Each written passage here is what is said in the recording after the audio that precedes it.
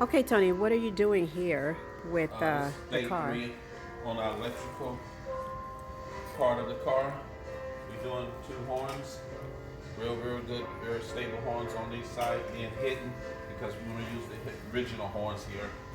And wire up the ignition, the generator, new battery cables, the whole wire harness, lower lights, turn signals, high beams, low beams, and then we'll move forward. Come around here. We got the car covered up at all times. The dash, we're rewiring the whole dash complete with all new gauges, and we'll just continue to work to the end. Move around here. We change, we put another wire harness.